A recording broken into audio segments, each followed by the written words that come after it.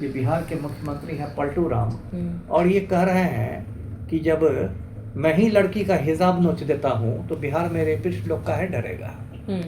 तो ये तो बिहार में एक ऐसा माहौल बन गया है कि बहू बेटियों की इज्जत सुरक्षित नहीं है, उसके लिए कहीं ना कहीं पलटू राम भी तो जिम्मेदार हैं। और ये जो रेप और मर्डर हुआ है, इसमें जो गुनहगार हैं उनको मुख्यमंत्री पलटू राम और उप मुख्यमंत्री सम्राट चौधरी मिलकर बचा रहे हैं।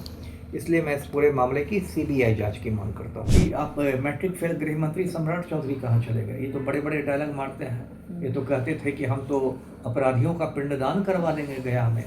ये तो कहते थे कि एकदम बुलडोजर हमारा तैयार है माफिया पर चलने के लिए। अभी क्या बुलडोजर का तेल खत्म हो गया है सम्राट चौधरी का? अभी उनके मुंह में दही जम गया है, उनका कोई बयान तक नहीं आ रहा है। और ये बिहार राज्य महिला आयोग की सदस्यों को चुल्लू भर पानी में डूब मरना चाहिए। ये महिला आयोग कहाँ है ना? न महिला आयोग का कोई बयान आया है इस मुद्दे पर, न महिला आयोग की टीम ने घटना स्थल का दौरा किया है, कोई जांच नहीं हो रही है। ये लोग महिला आयोग में बस मुंह दिखाने के लिए बैठी हुई हैं। नमस्कार, आप नेशनल न्यूज बिहार देख रहे हैं और मैं आरती। देखिए, जहानाबाद की लड़की के साथ जिस तरीके से पटना में रेप होती है, उसके बाद हत्या करने की साजिश की जाती है, इस बीच जो है बिहार में हड़कंप मच चुकी है। लेकिन हम बता दें कि अभी हम मौजूद हैं पूर्व IPS अमिताभ दास जी के पास। सीधी बातचीत करेंगे कि क्या कुछ मामला है। हमारे चैनल में बहुत स्वागत है सर आपका। जी बहुत धन्यवाद आपका। क्या कुछ मामला है सर, क्या कुछ लग रहा है इसमें? देखिए, मामला तो बहुत दिल दहलाने वाला मामला है।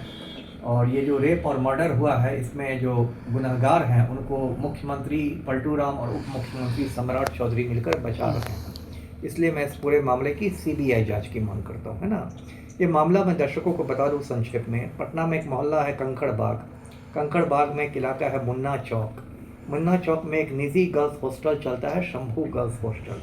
वहीं ये लड़की रहती थी, जहानाबाद की रहने वाली है, और वहाँ रहकर ये नीट की तैयारी कर रही थी, मेडिकल की।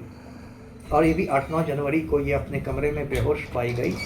फिर इसको ले जाया गया नर्सिंग होम में, वहाँ जाकर इसने दम तोड़ दिया। उसके बाद देखिए, शुरू से ही इसके परिजन जो हैं, लड़की के परिवार वाले कह रहे हैं कि इसके साथ रेप हुआ और तब मर्डर हुआ है।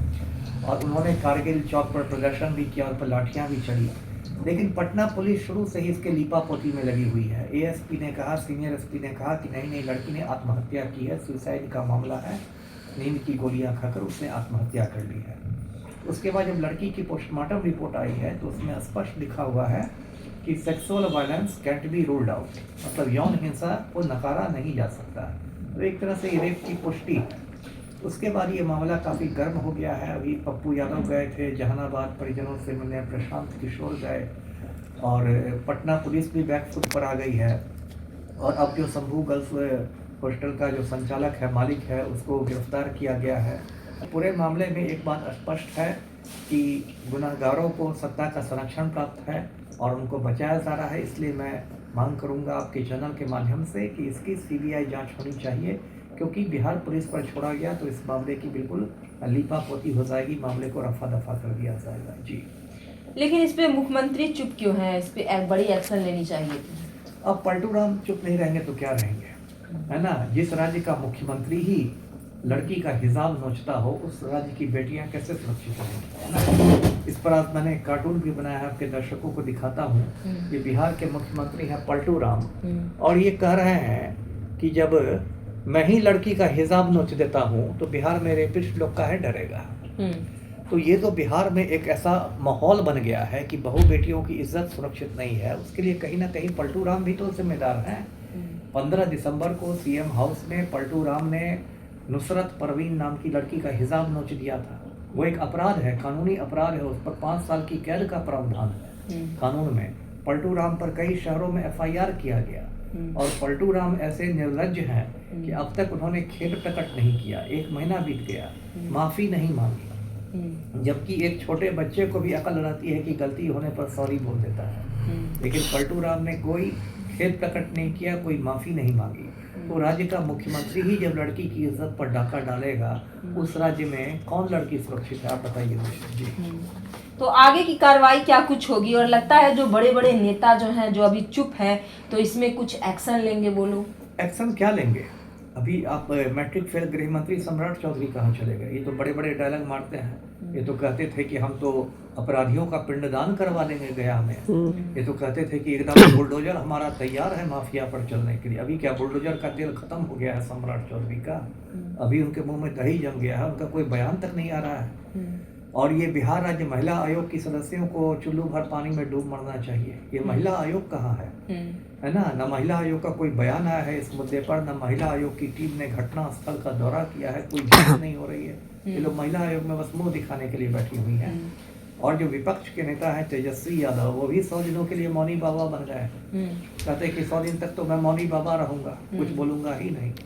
तो जब जनतंत्र में तो एक मजबूत विपक्ष बहुत जरूरी है। मुख्य ये विपक्ष का नेता यदि मौनी बाबा बन जाएगा तो जनता की बात कैसे पहुंचेगी सत्ता के कान में? तो देखिए बिहार में बहुत खराब स्थिति है। और ये रेप हुआ है, मर्डर हुआ है जहानाबाद की इस बेटी का, और इसमें बड़े बड़े रसूखदार लोग शामिल हैं जो सत्ता से जुड़े हुए उनके करीबी हैं। और सिर्फ सीबीआई जांच से ही इसकी सच्चाई सामने आ सकती है। लेकिन हम दर्शक जो है वो बहुत कंफ्यूज हो रहे हैं कि शुरुआती दौर में जो है उस लड़की के साथ आखिर ऐसा क्या हुआ। बहुत लोग बोल रहे हैं कि पानी में कुछ डालकर नशीले पदार्थ भी कहते हैं कि उसके यूरिन में या उसके शरीर में नशीली दवा मिली है। तो ये जरूरी तो नहीं है कि वो खुद उसने अपनी मर्जी से नशीली दवा खाई हो सकता है लड़की को धोखे में किसी चीज में नशीला पदार्थ मिला के पिला दिया गया हो। तभी तो आपके यूरिन और ब्लड में नशे की दवा आएगी, यदि आप धोखे से पी लीजिएगा तब भी। तो ये सब तो बहुत अनुसंधान का विषय है। और बिहार पुलिस को जितना मैं जानता हूँ, इतना ज़्यादा राजनीतिक दबाव रहता है, ये लोग पूरे केस की लिपापोती कर देंगे। दबाव सीबीआई पर भी रहता है, लेकिन सीबीआई कम से कम राज्य सरकार के अधीन नहीं है। इसलिए इस पूरे मामले की मैं सीबीआई जांच की मांग करता हूँ। लेकिन जिस तरीके से पप्पू यादव एक्टिव मूड में दिख रहे हैं और ये बोल रहे हैं कि बोरिंग रोड से लेकर कंकड़बाग तक जो गर्ल्स हॉस्टल है, सभी की जो है जांच पड़ताल होनी चाहिए, सभी की स्थिति जो है वो संदिग्ध बता रहे हैं। अब सभी पर तो कहना गलत हो जाएगा। जब पप्पू यादव कोई जानकारी कहाँ है?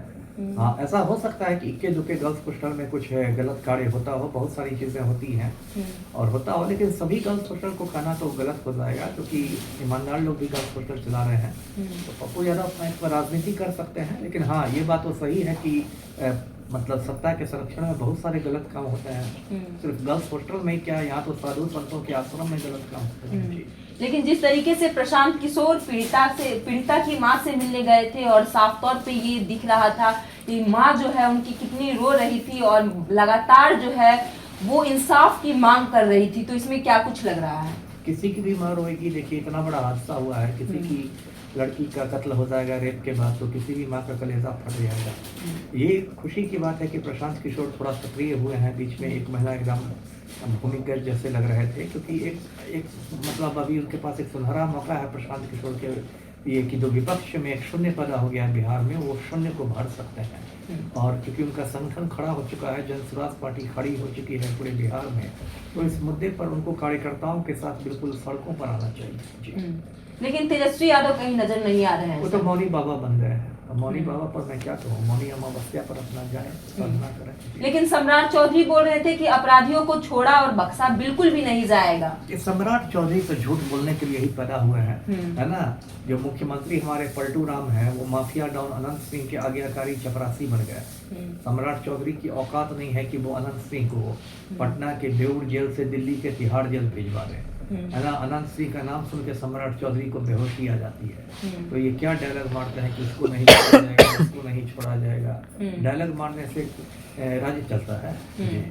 चलिए, ऐसा लग रहा है सर कि लड़की को जल्द से जल्द इंसाफ मिलना चाहिए, और अगर मिलेगा तो जो पुलिस और प्रशासन है जो घर वालों को ये बोल रही है कि ये सब मामले में 7 साल 8 साल लग जाएगा, आप लोग कुछ ले देकर बात को सेटलमेंट तक पहुंचाई जा रही है, ले देके और ऐसे पुलिस वालों को तो जेल में बंद करना चाहिए। ले देके जो लेन देन की बात कर रहे हैं, इतना बड़ा मतलब एक दिल दहलाने वाली घटना हुई, उस पुलिस वाले की बेटी के साथ ऐसा हो जाएगा तभी ले देके कर देगा। इन लोग को जेल पे भेजना चाहिए यदि अभी भी कोई लेन देन की बात कर रहा है तो। ये बहुत शर्म की बात है, लेकिन पूरे बिहार में ऐसा अराजक माहौल पैदा कर दिया है पलटू राम ने कि हर जगह यही बात, हर थाने में लेन देन की बात ही सुनाई दे रही है जी। बातचीत करने के लिए बहुत शुक्रिया सर आप। जी आपका भी।